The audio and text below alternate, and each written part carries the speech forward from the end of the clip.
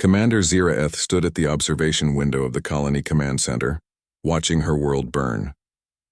The beautiful purple skies of Vareth Prime were now filled with smoke and fire as the Kresh bombardment continued its relentless assault. Her forearms trembled as she gripped the edge of the console, her compound eyes reflecting the destruction below. The Kalari had lived on this mining colony for 3 generations. They had built schools, museums, gardens filled with singing flowers from their homeworld. They had raised families here, created art here, lived peaceful lives under the protection of the Galactic Coalition. Now all of that was ending, and there was nothing she could do to stop it. 3 massive Kresh battlecruisers hung in orbit like predators circling wounded prey. Their dark hulls were covered in armor plating and weapon ports, each ship designed for one purpose only: conquest. The Kresh were known throughout the galaxy as slavers and murderers. They took what they wanted and destroyed anyone who stood in their way. And right now they wanted Vareth Prime.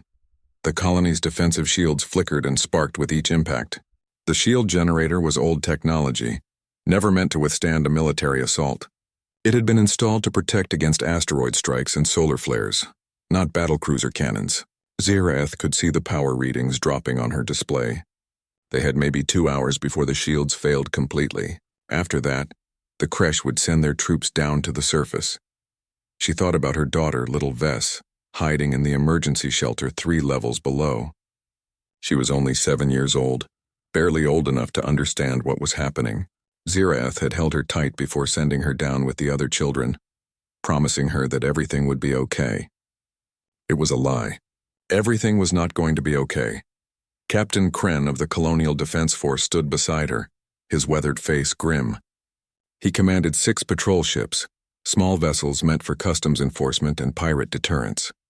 They had fought bravely against the Kresh attack, but it had been like throwing stones at a fortress. 3 of his ships were already destroyed. The other 3 were damaged and running low on ammunition. The distress signal had been broadcasting for over an hour now.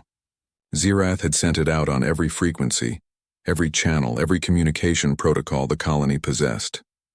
She had begged for help in a dozen languages. The response had been sympathetic but useless. The Galactic Coalition's nearest battle fleet was 18 hours away. Other nearby colonies had expressed their sorrow but could offer no assistance.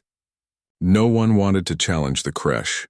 No one wanted to risk their own ships and soldiers for a doomed mining colony on the edge of civilized space.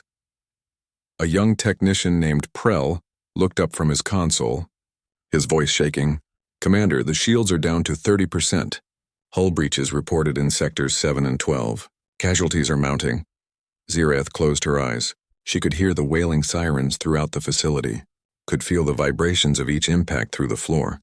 This was how her people would die, not from old age surrounded by loved ones, not in the peaceful way the Kalari preferred, but in fire and terror at the hands of monsters. Another explosion rocked the command center. The lights flickered and emergency power kicked in, bathing everything in red. Kren's communicator squawked to life. One of his remaining patrol ships had been hit. It was going down in a slow spiral toward the planet's surface. The pilot was trying to aim for the ocean, hoping to at least deny the Kresh the satisfaction of another kill. They all knew he would not make it. The tactical display showed new contacts. Kresh boarding craft were launching from the battlecruisers, dozens of them, small and fast, loaded with soldiers in powered armor. They were not waiting for the shields to fail. They were coming now, and the colony's defenders were too few and too weak to stop them. Ziraeth pulled up the internal communication system and began recording what she knew would be her final message. Her voice was steady even though her hearts were breaking. She spoke to her people, telling them she was proud of them, telling them to be brave, telling them that their culture, their art, their music would be remembered long after the Kresh were forgotten. She hoped it was true. She feared it was not. Kren placed one of his hands on her shoulder. The old soldier said nothing. There was nothing left to say. They had done everything they could. Sometimes that was not enough. A technician named Sirath called out from the sensor station. "Commander, I'm picking up something strange on long-range scanners. There's a distortion in subspace bearing 270 Mark 15. Ziraeth barely looked up. "Probably sensor echoes from the bombardment." "Ignore it." But Sarath was frowning at his display, adjusting the filters. "No, Commander. This is something else. Something big just dropped out of faster-than-light travel at the edge of the system. Single contact, moving fast. Kren moved to the sensor station, his training overriding his despair. Identification? Working on it. The signature doesn't match anything in our database. Wait, I'm getting a transponder signal now. Sarath's voice rose with confusion. It's registering as a coalition vessel. Human design, the word hung in the air. Human. The Kalari knew little about humans. They were a newly contacted species, only admitted to the coalition 2 years ago. The intelligence report said they were aggressive, unpredictable, and had some kind of troubled history on their homeworld. They had been involved in constant warfare for most of their recorded civilization. Not the kind of species the peaceful Kalari usually associated with. Another impact shook the command center. The shields were down to 20% now. The first Kresh boarding craft would breach the outer defenses in minutes. Ziraeth tried to care about the mysterious ship, but what did it matter? One ship could not stand against 3 battle cruisers. One ship could not save them. Then something impossible happened. Every speaker in the command center crackled to life at once. A voice came through, speaking in accented but clear Kalari. It was a male voice, calm and casual, as if announcing the weather rather than arriving at a battle. Vareth Prime, this is Captain Jack Holland of the human vessel Valkyrie. We received your distress call. Apologies for the delay, but we had to break some traffic laws getting here. Hold on down there. Help has arrived. Ziraeth stared at the speaker. Her mind could not process what she had just heard. Help had arrived? That was impossible. That made no sense. But the sensors did not lie. There was indeed a ship out there, and it was moving toward them at incredible speed.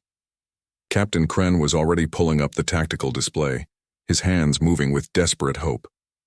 The single human ship appeared on the hologram, small compared to the Kresh battlecruisers but moving with purpose. It was heading straight for the battle, straight into certain death. Ziraeth found her voice. Human ship Valkyrie, this is Commander Ziraeth. You need to withdraw immediately. There are 3 Kresh battlecruisers here. You cannot fight them alone. Save yourselves while you still can. There was a pause. Then Captain Holland's voice came back. And this time there was something in his tone that Ziraeth would later remember as the moment she first understood humans. It was not fear. It was not resignation. It was determination mixed with something that sounded almost like amusement. Commander, we didn't come all this way just to watch. Besides, we've dealt with worse odds. Just keep your heads down and let us work. The Kresh had noticed the new arrival too. War leader Throck's voice boomed across the communication channels, speaking in the harsh Kresh language that the colony's computers automatically translated. He demanded the human ship identify itself and withdraw immediately. When Holland responded, his words were simple and clear. Negative. Leave now, or find out why humanity hasn't lost a war in 300 years. Ziraeth watched her sensors as the small human ship accelerated toward the massive Kresh battlecruisers. She did not understand what she was seeing. This was suicide. This was madness. But somewhere deep in her being, something stirred that had been dead moments before. It was small and fragile, but it was unmistakable. It was hope. The USS Valkyrie cut through space like a blade. From the bridge, Captain Jack Holland watched the tactical display with the calm expression of a man who had done this 100 times before. His crew moved around him with practiced efficiency, each person focused on their station, each person knowing exactly what was about to happen. Lieutenant Amy Rodriguez sat at the tactical console, her fingers dancing across the controls as she analyzed the Kresh formation. The 3 battlecruisers were massive, easily 3 times the size of the Valkyrie. Their weapons arrays could probably vaporize the human ship in minutes if they got a clean shot, the key word being if. Captain, I'm reading full weapon charges on all 3 Kresh ships, Amy reported, her voice steady. They're moving to intercept. Lead battlecruiser is breaking formation to engage us directly. Holland nodded. That was exactly what he had expected. The Kresh were arrogant. They saw one small ship and assumed it would be an easy kill. They were about to learn a very painful lesson about assumptions. How long until we're in range? Holland asked. 90 seconds at current speed, Amy replied. From the engineering station, Chief Engineer Ben Harris called out, Captain, I've got the reactor running at 115%. We can maintain this for maybe 30 minutes before things start melting. After that, I make no promises. Holland grinned. 30 minutes should be plenty, Ben. If this takes longer than that, we're doing it wrong. Commander Lisa Chen, the ship's first officer, stood beside Holland's chair. She was the calm to his storm, the calculated thinker who balanced his aggressive instincts. Weapons are armed and ready. Point defense systems are online. Marines are standing by in the launch bay. Holland glanced at her. You ever fight the Kresh before? No, sir, Lisa said. First time for everything. They like to intimidate their enemies. Make them afraid before the first shot is even fired. Holland's voice hardened. Show them that humans don't scare easy. The distance between the Valkyrie and the lead Kresh battlecruiser closed rapidly. The alien ship began broadcasting on all frequencies, its war leader's voice filled with threats and demands. Holland listened for a moment, then muted the channel. Amy, target their forward shield generator. Ben, when I give the word, I want all power to forward shields and engines. Lisa, prepare boarding teams. The crew responded with a chorus of affirmatives. This was the moment. This was what they trained for. On the view screen, the Kresh battlecruiser grew larger and larger. It was a monster of metal and weapons, covered in gun ports and armor plating. It looked unstoppable. 15 seconds to weapons range, Amy called out. Holland leaned forward in his chair. Hold steady. Wait for it. The Kresh opened fire first. Massive energy beams lanced out from the battlecruiser, bright enough to light up the entire bridge. But the Valkyrie was already moving, twisting in space with a grace that seemed impossible for a military vessel. The beams missed by mere meters, close enough that the Valkyrie's shields flared from the heat but not close enough to cause damage. Now, Holland said quietly. The Valkyrie's railguns fired. These were not energy weapons like most coalition ships used. These were chunks of dense metal accelerated to a significant fraction of light speed by powerful magnetic fields. When they hit the Kresh shields, they did not burn through. They punched through with pure kinetic force. The Kresh battlecruiser's forward shield collapsed under the assault. Alarms blared on its bridge. The war leader screamed orders, but the humans were not giving him time to recover. The Valkyrie accelerated even faster, closing the distance in a way that violated every principle of traditional space combat. They're trying to get a target lock, Amy reported. Their point defense is tracking us. Get us inside their firing arc, Holland ordered. Right down their throat. The Valkyrie dove toward the battlecruiser at an angle that made it nearly impossible for the larger ship's weapons to track. It was like a fighter pilot's maneuver, not something a cruiser should be able to do. But human ships were built different. They were built to turn, to dodge, to fight like brawlers instead of snipers. Ben Harris was performing miracles in engineering, redirecting power in ways that would make other species engineers faint. Shields were reinforced one moment, then power was shunted to weapons the next, then back to engines. The ship's systems were screaming in protest but holding together through sheer human stubbornness and engineering genius. The second Kresh battlecruiser was moving to support the first, but it was too slow. The Valkyrie had already closed to point-blank range with the lead ship. At this distance, the Kresh vessel's heavy weapons could not depress low enough to hit the human cruiser. It was like a giant trying to swat a wasp that had landed on its chest. Missile launch, Holland ordered. The Valkyrie's missile tubes opened. Dozens of warheads streaked out, each one guided by sophisticated targeting systems. They were not aimed at the battlecruiser's armor. They were aimed at weak points. Engine exhausts, sensor arrays, communication dishes. The places where function required vulnerability. Explosions bloomed across the Kresh ship's hull.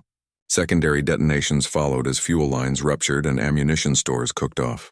The massive vessel shuddered under the assault, its crew fighting to maintain control. Their shields are down, Amy reported with grim satisfaction. Hull breaches on multiple decks. They're venting atmosphere. Holland opened a channel to the Marine Bay. Corporal Wright, your ride is ready. Time to make a house call. In the launch bay, Corporal Danny Wright and his team of 20 Marines were already sealed in their combat armor. They had been waiting for this moment, practically vibrating with anticipation. When Holland's order came through, Danny smiled inside his helmet. You heard the man, Danny told his squad. Let's go knock on their door. The boarding pods launched from the Valkyrie like bullets from a gun. They were small, heavily armored craft designed for one purpose. Getting Marines from one ship to another in the middle of a battle. They crossed the small distance between the two ships in seconds, then slammed into the Kresh battlecruiser's hull with enough force to punch through the outer armor. Cutting torches flared to life. The Marines breached the hull and poured into the Kresh ship like a flood of violence. The Kresh troops inside barely had time to react before the humans were among them. It was not a fair fight. The Kresh were bigger and stronger individually, but the Marines fought as a unit, moved like they could read each other's minds, and showed a level of aggression that left the Kresh stunned. On the Valkyrie's bridge, Holland watched the tactical display as his Marines tore through the Kresh ship. Green icons representing his people moved deeper into the enemy vessel, while red icons representing Kresh defenders blinked out one by one. "Second battle cruiser is closing," Lisa warned. "They're charging weapons." "Amy, give them something to think about," Holland said. More railgun rounds hammered into the approaching Kresh ship. This one still had full shields, so the impacts were not as devastating, but they got the war leader's attention. The second battlecruiser slowed its approach, suddenly cautious. The third battlecruiser, the one commanded by war leader Throck himself, had been continuing its bombardment of the colony. Now it stopped and began turning to face the Valkyrie. Throck had realized what every military commander eventually learned.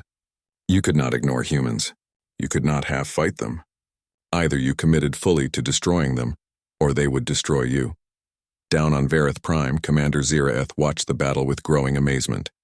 The human ship was so small compared to the Kresh vessels, but it fought like something possessed. It moved in ways that seemed impossible, struck where it should not be able to reach, and showed absolutely no fear. Captain Kren stood beside her, his military training allowing him to better understand what he was seeing. "They're not fighting like coalition ships," he said quietly. "They fight like predators, like something that enjoys the hunt." Ziraeth thought about Captain Holland's voice, that calm, almost casual tone when facing 3 battlecruisers. Maybe enjoying the hunt was exactly right. Maybe that was what made humans different. They were not reluctant warriors forced to fight. They were born for this. On the Kresh battlecruiser, Danny Wright and his Marines had reached the engineering section. They set charges with practiced efficiency while fighting off waves of Kresh defenders. When the charges were ready, Danny keyed his communicator. "Captain Holland, packages delivered. 30 seconds to detonation." "Copy that," Holland's voice came back. "Get your people out of there." The Marines sprinted back to their boarding pods, fighting every step of the way. They launched from the Kresh ship just as the charges detonated. The explosion tore through the battlecruiser's reactor, causing a cascade failure that no amount of damage control could stop. The first Kresh battlecruiser exploded in a ball of fire that lit up the entire system. Debris and bodies scattered in every direction. On the bridge of the Valkyrie, the crew allowed themselves a moment of grim satisfaction. But the battle was far from over. War leader Throck stared at the debris field that had been one of his battlecruisers and felt something he had not experienced in decades. Fear. Not for himself, but for the outcome of this battle. The humans had destroyed a Kresh battlecruiser in less than 10 minutes. That should not be possible. Nothing in the intelligence reports had suggested humans were this dangerous. He opened a communication channel to his remaining 2 ships. "All vessels converge on the human ship. Forget the colony. Kill these insects before they kill us all." The 2 Kresh battlecruisers moved into formation, their war leaders eager to avenge their fallen comrades. They approached the Valkyrie from different angles, trying to trap the smaller ship in a crossfire. It was a good tactic against most opponents, but the Valkyrie was not most opponents. On the human ship's bridge, alarms were already blaring. The damage from the first engagement was starting to show. Hull breaches on 3 decks, shield generators running hot. The medical bay was filling with wounded crew members, but the ship was still fighting, still moving, still refusing to die. 2 more contacts just entered the system, Amy Rodriguez called out, her voice tight with stress. "Kresh reinforcements. Heavy cruiser class. They'll be in weapons range in 8 minutes. Captain Holland felt his jaw tighten. 4 Kresh ships. That changed everything. He could dance with 2 battlecruisers, maybe even kill 1 more. But 4? With the Valkyrie already damaged? The math was not in their favor. Commander Lisa Chen stepped closer to his chair, speaking quietly enough that only he could hear. "Captain, we've done what we came to do. We saved the colony long enough for them to evacuate the children to the deep shelters. Coalition reinforcements will be here in under 2 hours. We could break off, make a run for it." Holland looked at the tactical display. She was right. They had bought the colony time. The Kresh were focused on the Valkyrie now instead of the civilians below. If they ran, they might make it. The Valkyrie was faster than the Kresh ships, But running meant leaving the colony to face 4 battlecruisers alone for 2 more hours. Running meant those people died. No, Holland said simply. We stay.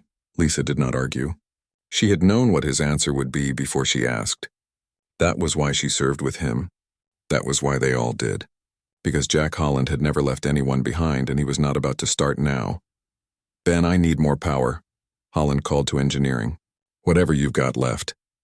Ben Harris's voice came back strained. Captain, the reactor is already at maximum. If I push it any harder, we risk a containment breach. Then risk it, Holland said, because those people down there are counting on us. There was a pause. Then Ben's response came back and there was something like pride in his voice. Understood, sir. You'll have your power.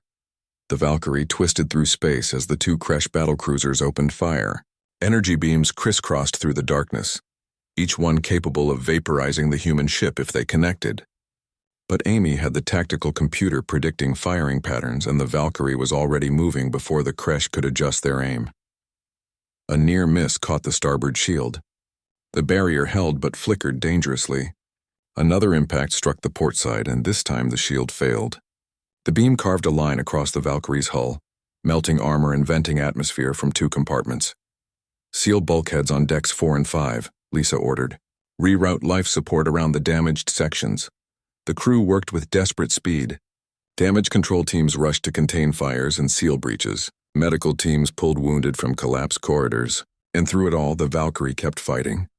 Holland opened a channel to the colony. Vareth Prime, this is Captain Holland. We've got more Kresh incoming. Things are about to get interesting up here. Make sure everyone is in the shelters and stay there until we tell you it's safe. Commander Ziraeth's voice came back immediately. Captain Holland, you need to retreat. You've already done more than anyone could ask.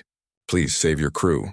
Holland looked at his people. Amy was working her tactical console despite a cut over her eye from flying debris. Lisa was coordinating damage control while simultaneously running fire control. Ben was performing miracles in engineering, even though half his systems were offline. The Marines were already back on the ship, rearming and preparing to board the next Kresh vessel. These people had followed him into hell without hesitation. Commander Ziraeth, I appreciate the sentiment. But we have a saying in the human military, we don't leave people behind ever. So we're going to stay here and make these Kresh wish they had picked a different colony to attack. The 2 reinforcement Kresh cruisers were closing fast. Now it was 4 against 1. The tactical display looked like a nightmare. Red enemy icons surrounding a single green friendly, but Holland had fought outnumbered before. The trick was not to fight fair. Amy, target the damaged battlecruiser, the one we hit in the first pass. Focus all fire on its port side.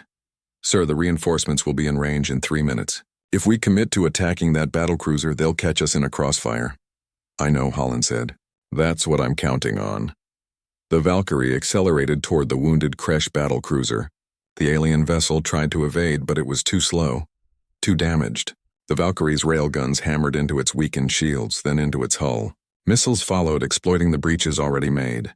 The Kresh ship began listing to one side, its engines failing. Boarding pods away, Lisa reported. Marines are going in.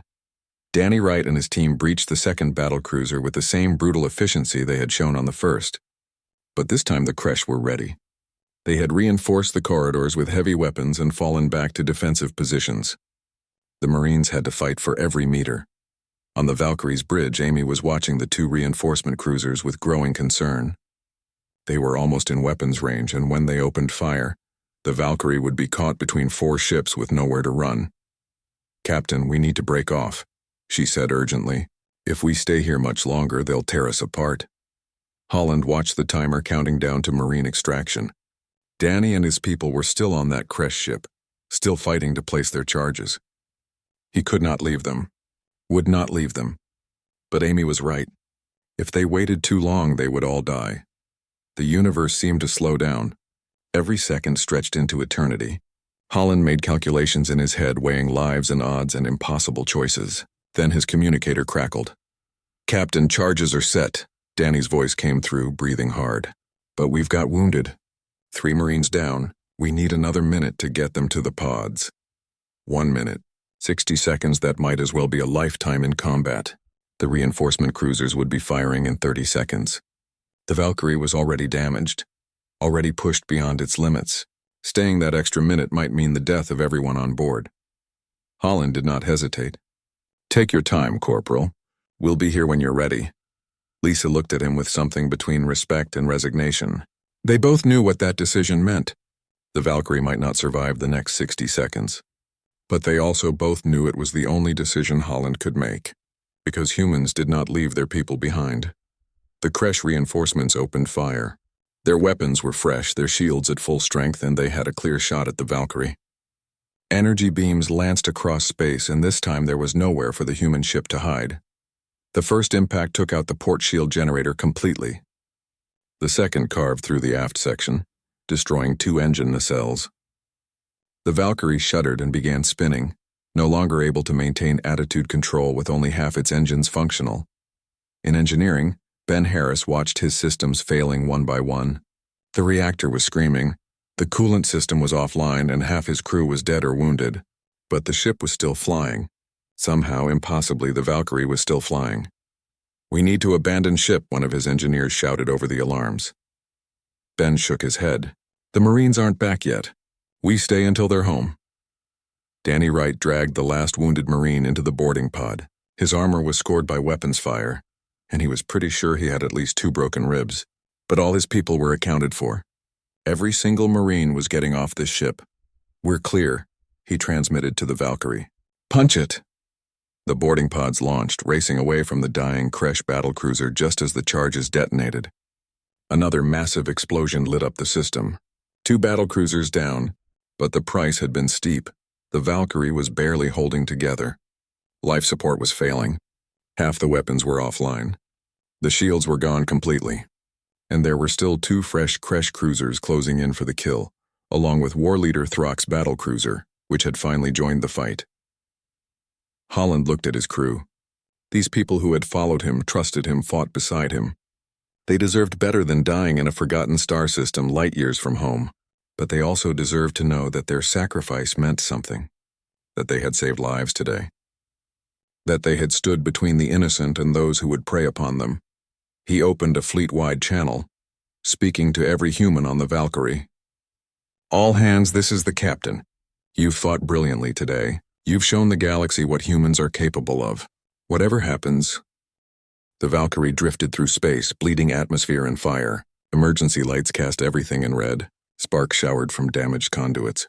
The once pristine bridge was now a scene of controlled chaos as the crew fought to keep their dying ship alive. Captain Holland stood at his station, one hand pressed against a gash in his forehead that would not stop bleeding. His uniform was torn and scorched, but his eyes remained clear and focused on the tactical display. 3 Kresh ships were moving in for the kill, spreading out to catch the Valkyrie in a triangle formation. There would be no escape this time. "Amy, do we have any weapons left?" Holland asked. Lieutenant Rodriguez checked her console, which was sparking and barely functional. "Forward railgun is offline. Port missile tubes are destroyed. We've got maybe 6 missiles left in the starboard tubes and 1 functioning point defense laser. 6 missiles against 3 battlecruisers. The math was not complicated. Commander Lisa Chen appeared at his side, her face smudged with smoke.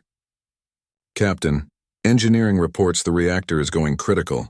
Ben says we have maybe 10 minutes before containment fails. After that..." She did not need to finish the sentence. Holland nodded slowly. 10 minutes. Not much time to say goodbye to the universe. He thought about Earth, about the last time he had walked on solid ground, about the sunset over the ocean near his family's home.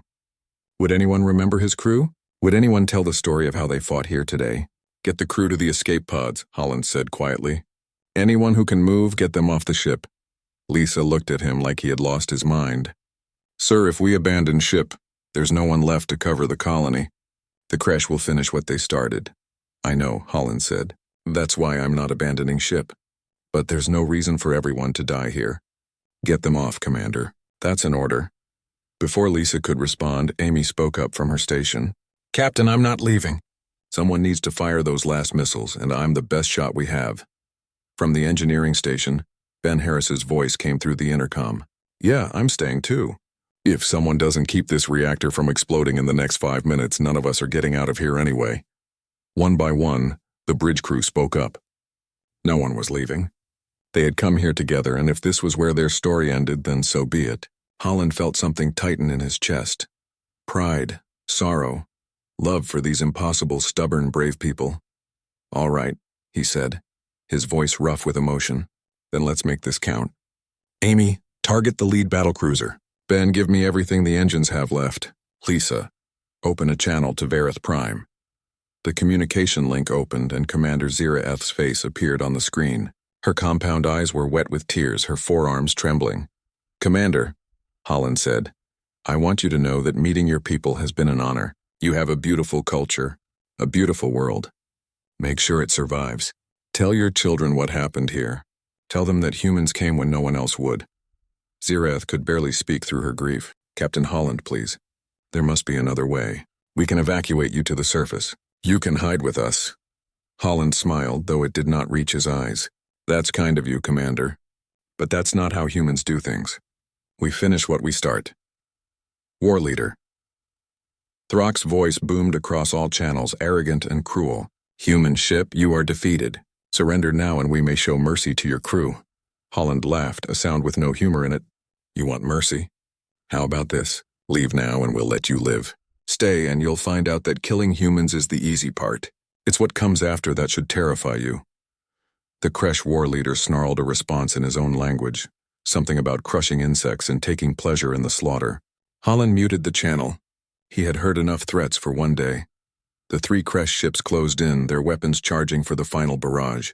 The Valkyrie turned to face them, moving on damaged engines held together by nothing but determination and the skill of its engineering crew. It was a ghost ship, a wreck still pretending to be a warship, but it had teeth left and it would use them.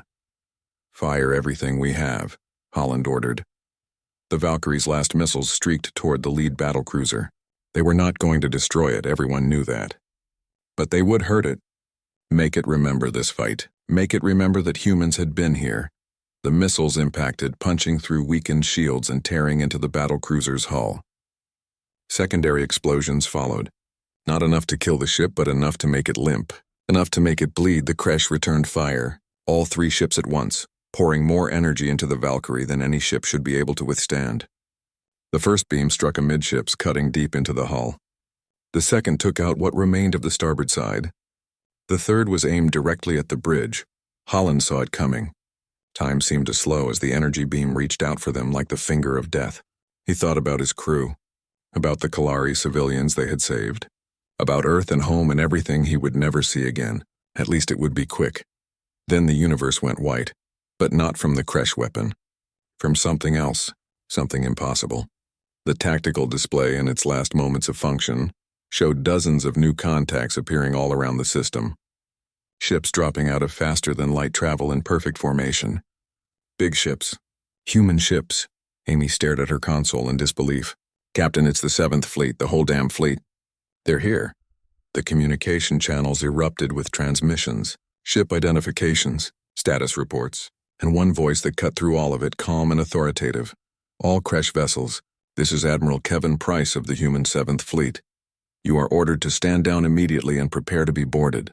Any hostile action will be met with overwhelming force." On the bridge of the Valkyrie, Holland felt his legs give out. He caught himself on his chair, his mind struggling to process what was happening. The fleet. The fleet had come. They were not alone anymore. A direct channel opened to the Valkyrie. Admiral Price's face appeared on the view screen, his weathered features showing concern but also satisfaction.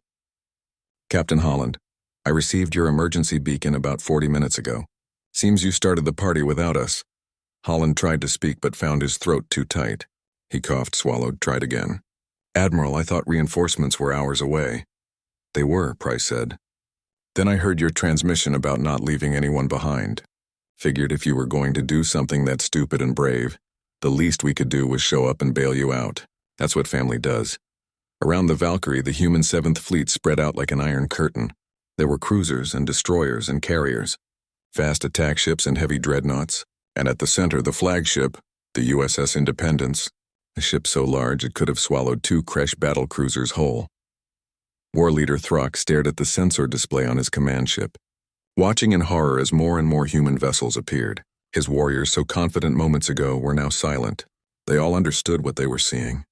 This was not a battle fleet. This was an armada, This was a statement of power that transcended simple military might. This was humanity showing the galaxy what happened when you threatened the innocent.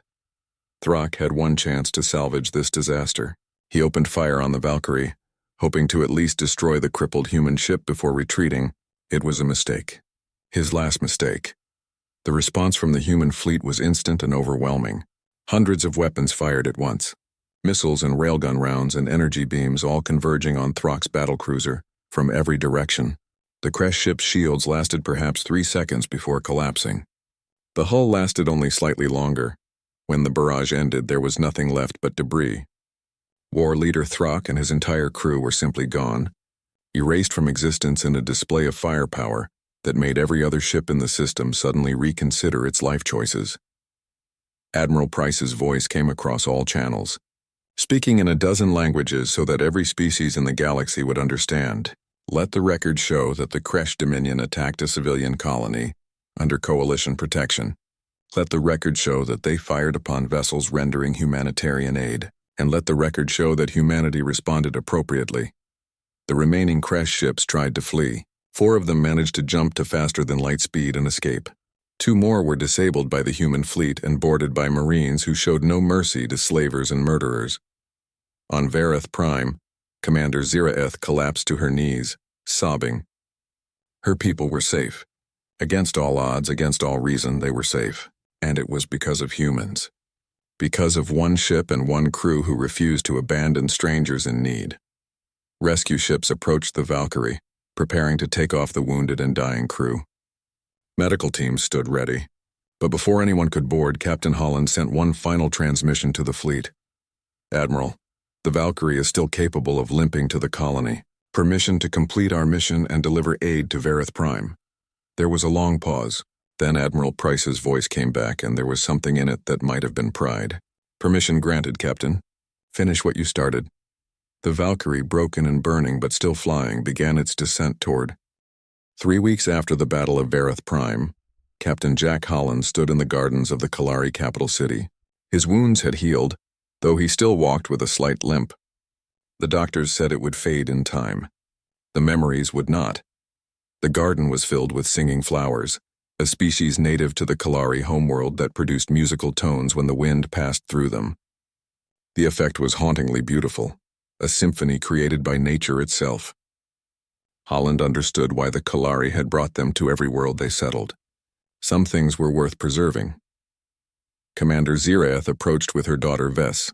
The young Kalari had been asking to meet the human captain for days. When she saw Holland, she broke free from her mother's grip and ran to him, wrapping all 4 of her small arms around his legs. "You're the one who saved us," Vess said in her musical voice, looking up at him with wide, compound eyes. "Mama says you're a hero." Holland knelt down, wincing slightly as his healing ribs protested. "Your mama is being kind. I'm just a soldier who did his job.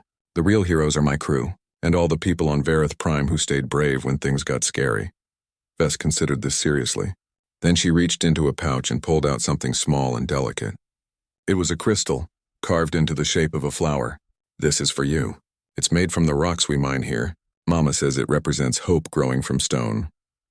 Holland took the gift carefully, feeling the weight of it in his palm. It was a simple thing, probably worth very little in monetary terms, but he knew he would treasure it for the rest of his life. "Thank you, Vess. I'll keep it safe." Ziraeth smiled as her daughter ran off to play with other children. The sound of their laughter filled the garden, a sound that had been absent in the dark days following the attack. "She talks about you constantly, you and your crew. She wants to be a soldier when she grows up, which has never been part of our culture. You've changed her." "Changed her for better or worse?" Holland asked, standing up slowly. "Time will tell," Ziraeth said thoughtfully. "But I think for better. She learned that sometimes standing up to evil requires strength, that peace must sometimes be defended with force. These are hard lessons for my people, but necessary ones." They walked together through the garden, neither speaking for a long moment. Finally, Ziraeth broke the silence. "The monument will be unveiled tomorrow. I hope you and your crew will attend the ceremony." Holland had heard about the monument, a statue in the central plaza depicting the Valkyrie descending through the flames, with the names of every crew member inscribed at the base. The Kalari had worked on it constantly since the battle. artists and craftsmen donating their time to create something worthy of the sacrifice. "We'll be there," Holland said, "though I'm not sure we deserve something so grand." "You saved 12,000 lives," Ziraeth said firmly. "If that does not deserve recognition, then nothing does." They reached the edge of the garden where the city spread out below them. Construction crews were working to repair the damage from the Kresh bombardment. New buildings were rising where old ones had fallen. Life was returning to normal, or at least to a new normal. The Kalari would never again assume they were safe simply because they wished to be. "The Galactic Coalition Council wants to meet with you," Ziraeth mentioned. "They've been sending requests through Admiral Price. Something about humanity's role in coalition defense." Holland was not surprised. The recording of the battle had spread across the galaxy faster than any faster-than-light ship could travel. Every species in the coalition had watched as one human cruiser fought 3 Kresh battlecruisers. They had watched the Valkyrie refuse to abandon a colony of strangers. They had watched the human fleet arrive like an avenging angel, overwhelming the Kresh with precision and power. The other coalition species were realizing what Earth had known for centuries. Sometimes the only thing that stopped a predator was a bigger, meaner predator. And humanity had spent thousands of years learning how to be very, very good at violence when necessary. "I'm a ship captain, not a politician," Holland said. "Admiral Price is better suited for those conversations." "Perhaps," Ziraeth agreed. "But you are the face of what humanity did here. You are the one who answered when we called. That means something." Back on the USS Independence, Admiral Kevin Price stood in his ready room reviewing reports from across Coalition space. The Battle of Verath Prime had triggered a cascade of consequences. 3 more species had formally requested human military advisors. 2 others wanted to purchase human weapons. And the Kresh Dominion's expansion had stopped cold. There were other changes too. Smaller colonies were reinforcing their defenses. Species that had relied entirely on coalition protection were now investing in their own militaries. The galaxy was waking up to the reality that peace required eternal vigilance. Lieutenant Amy Rodriguez entered the room, saluting crisply. She had recovered from her injuries and been offered a promotion and transfer to Admiral Price's staff. She was still deciding whether to accept. "You wanted to see me, sir?" she asked. Price gestured to a chair. "Sit down, Lieutenant. I wanted to talk to you about something." Amy sat, curious. The Admiral was not one for casual conversation. "The Council is forming a rapid response force," Price said. "A fleet specifically designed to answer distress calls from anywhere in Coalition space. Fast ships, experienced crews ready to deploy at a moment's notice. They want humans to lead it." "Makes sense, sir," Amy said. "We've proven we can handle it." "They want Captain Holland to command the force," Price continued. "And they want his senior officers from the Valkyrie to form the core command staff. That includes you if you're interested." Amy felt her heart rate increase. A rapid response force, racing to help people in danger across the entire galaxy. It was exactly the kind of assignment she had joined the military for. "What did Captain Holland say?" "He said he'll do it if his crew agrees to come with him," Price replied. "He doesn't want to command people who don't want to be there. So I'm asking, are you interested?" Amy did not hesitate. "Yes, sir, absolutely," Price smiled. "I thought you might say that." "Report to the Independence's main hangar at 0800 tomorrow. We're attending the monument dedication on Verath Prime, and then we're heading to Earth for consultations. You'll be briefed on the new force during transit." The next day, the central plaza of Verath Prime was filled with people. Kalari civilians stood shoulder to shoulder with human military personnel. Reporters from a dozen species broadcast the ceremony across the galaxy. And at the center of it all stood the monument. It was magnificent. 20 feet tall, crafted from the same crystal that Vess had given to Holland. The Valkyrie was depicted mid-descent, flames trailing from its damaged hull, weapons still firing. Around the base, the names of the crew were inscribed in multiple languages, human and Kalari and half a dozen others. And above it all, carved in letters that caught the light, were the words that Captain Holland had spoken. "Help has arrived." Commander Ziraeth gave a speech about courage and sacrifice, about how the Kalari would never forget what humanity had done for them, about how the Battle of Verath Prime had proven that the galaxy still had heroes, still had people willing to stand between the innocent and those who would prey upon them. Then Captain Holland was asked to speak. He stepped up to the podium, uncomfortable with the attention but understanding the importance of the moment. He looked out at the crowd, at his crew standing with the Kalari civilians, at the children who would grow up with stories of this day. "I'm not good with speeches," he began, his voice carrying across the plaza. "I'm a soldier. I deal in actions, not words, but I'll try to say what needs to be said." He paused, gathering his thoughts. 3 weeks ago, we received a distress call from this colony. We were the only ship close enough to respond. We knew the odds were bad. We knew we might not survive. But we also knew that if we didn't come, people would die. So we came. Not because we thought we would win, not because we were ordered to, but because it was the right thing to do. The plaza was silent, everyone hanging on his words. "The galaxy is a big place," Holland continued. "There are species that want to build, to create, to make something beautiful. Like you Kalari with your singing flowers and your art. And there are species that want to take, to destroy, to hurt others for profit or pleasure. Like the Kresh." He looked directly at the crowd. "Humanity has been both of those things at different times in our history. We've done terrible things to each other. We've fought wars that killed millions. But we've learned something from all that blood and suffering. We've learned that the only thing that stops evil is good people willing to fight it. Not with words or diplomacy or hope, but with force, with violence, with the willingness to say no further and mean it." Holland turned to look at the monument behind him. "This statue shows my ship, but it represents something bigger. It represents a promise. Humanity's promise to the galaxy. We will answer when you call. We will come when you need us. We will stand between you and anyone who tries to hurt you, not because you pay us, not because we expect something in return, but because that's who we are. That's who we choose to be." The crowd erupted in applause, Kalari and humans and members of other species all showing their appreciation. Holland,